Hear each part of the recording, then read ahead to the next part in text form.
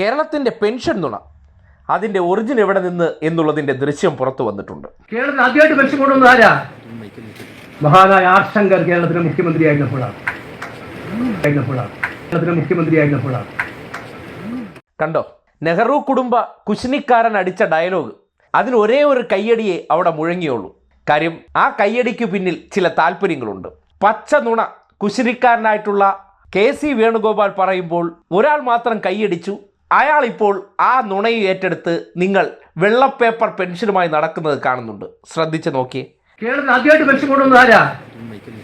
മഹാനായ ആർ ശങ്കർ കേരളത്തിലെ മുഖ്യമന്ത്രിയായിരുന്നപ്പോഴാണ്. കണ്ടില്ലേ, എന്തിനാണ് ഒരു നുണ പുറത്തേക്ക് വിടുന്നു? ആ നുണയെ സ്ഥാപിച്ചെടുക്കാൻ വേണ്ടി ക്യാമറയെ ഓൺ ചെയ്ത് വെച്ച് വെള്ളപ്പേപ്പറിലൂടെയുള്ള പെൻഷൻ കഥ ഇറക്കി വിടുന്നതിന് പിന്നിൽ ആ നുണ സൃഷ്ടിച്ച വ്യക്തിയെ പ്രീതിപ്പെടുത്താനുള്ളൊരു തന്ത്രമാണ്. സ്വന്തം രാഷ്ട്രീയ ഭാവി ആർക്കും മുഖ്യമല്ലേ ബിഗിലെ? ആ നിലയ്ക്ക് ഇപ്പോൾ കുശിനിക്കാരനാണ് രാഷ്ട്രീയ ഭാവിയുടെ സംരക്ഷകൻ. അല്ലെങ്കിൽ ആ രാഷ്ട്രീയ ഭാവിയെ കൂടുതൽ ഉയരങ്ങളിലേക്ക് എത്തിക്കണമെന്നുണ്ടെങ്കിൽ നെഹ്റു കുടുംബ കുശിനിക്കാരനായിട്ടുള്ള KC വേണുഗോപാൽ പ്രസാദിക്കണം. ആ പ്രസാദിക്കാൻ വേണ്ടി അന്നറിയാതെ കൈയടിച്ച വ്യക്തി ആ നുണയെ ടേക്കപ്പ് ചെയ്തുകൊണ്ട് നാട് നീളെ പ്രചരിപ്പിക്കുന്നതിൻ്റെ ഉദ്ദേശം എന്തായിരിക്കും? അത് കുശിനിക്കാരൻ പറഞ്ഞത് നുണയല്ല, അത് സ്ഥാപിച്ചെടുക്കേണ്ട ഉത്തരവാദിത്തം കാണിച്ചുകൊണ്ട് കൂറ് പുലർത്തുകയാണ്. എനിക്ക് നിർവ്യാജമായ കൂറ് കുശിനിക്കാരനോടുണ്ട് എന്നുള്ള പരസ്യ പ്രഖ്യാപനം. ആ പ്രഖ്യാപനത്തിന്റെ ഭാഗമായി തട്ടിവിട്ട പല നുണകളുടെയും പ്രഭവ കേന്ദ്രം KC വേണുഗോപാലാണെന്ന് തെളിയിക്കുന്നത് തന്നെയാണ് ഈ ദൃശ്യം. കേരളത്തിൽ ആദ്യമായിട്ട് പെൻഷൻ കൊണ്ടുവന്നത് ആരാ? മഹാനായ ആർ ശങ്കർ കേരളത്തിലെ മുഖ്യമന്ത്രിയായിരുന്നപ്പോഴാണ്. നേതാവ് ഒന്ന് പറഞ്ഞാൽ അതിനെ പിന്താങ്ങണ്ടേ? ആ പിന്താങ്ങലാണല്ലോ പിന്നീടുള്ള ചവിട്ടുപടികളായി മാറുന്നത്.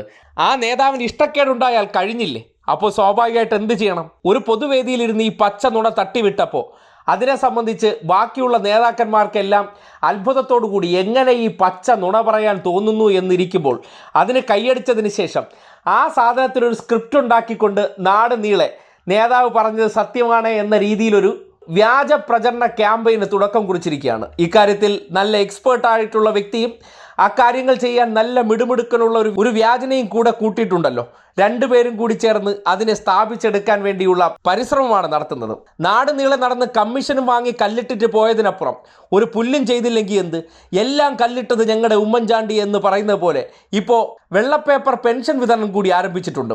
എവിടെ നിന്ന്? അതും എൻ്റെ ഇപ്പോഴത്തെ ഗോഡ്ഫാദർ, പണ്ടത്തെ ഗോഡ്ഫാദറിനെ അധികാരം നഷ്ടപ്പെട്ട സന്ദർഭത്തിൽ തന്നെ പുണ്യാള മുഖ്യമന്ത്രിയെ കാലുമടക്കി അടിച്ച് അവിടെ നിന്ന് ചാടി മറുകണ്ഠം പോയ വ്യക്തിയാണ്. ഇന്നിപ്പോൾ പുതിയ ഗോഡ്ഫാദർ അടിച്ച വാചകത്തെ ഹൈലൈറ്റ് ചെയ്തുകൊണ്ട് അദ്ദേഹത്തിനോടൊപ്പമുണ്ട് എന്നുള്ളൊരു പ്രഖ്യാപനം നടത്താൻ വേണ്ടി ഉദ്ദേശിക്കുന്നതിന് പിന്നിൽ ചില താല്പര്യങ്ങളുണ്ട്. ആ താല്പര്യങ്ങളാണ് ഒരു പൊട്ടത്തരം അല്ലെങ്കിൽ വിടുവായത്തരം ഒരു പരസ്യവേദിയിൽ പറയുമ്പോൾ കാര്യങ്ങളെക്കുറിച്ച് അറിയാവുന്നവരെല്ലാം അന്തം വിട്ടിരിക്കുമ്പോൾ അതിന് കയ്യടി ഉയരുന്നത്. ആ കയ്യടിയിൽ നിന്ന് ഒറിജിനേറ്റ് ചെയ്ത നുണയാണ് ഇപ്പോൾ വെള്ളപ്പേപ്പറും കൊണ്ട് വട്ടമേശയിൽ ഇരുന്നിട്ട് ഞങ്ങളാണത്രേ പെൻഷൻ കൊടുക്കുന്നത്, ഞങ്ങളുടെ ചാണ്ടിച്ചായനാണത്രേ പെൻഷൻ വർദ്ധിപ്പിച്ചത് എന്ന ഊളത്തരം പറയുന്നതെന്ന് വ്യക്തമാവുകയാണ്. കേരളത്തിൽ ആദ്യമായിട്ട് പെൻഷൻ കൊണ്ടുവന്നത് ആരാ? മഹാനായ ആർ ശങ്കർ കേരളത്തിലെ മുഖ്യമന്ത്രിയായിരുന്നപ്പോഴാണ്.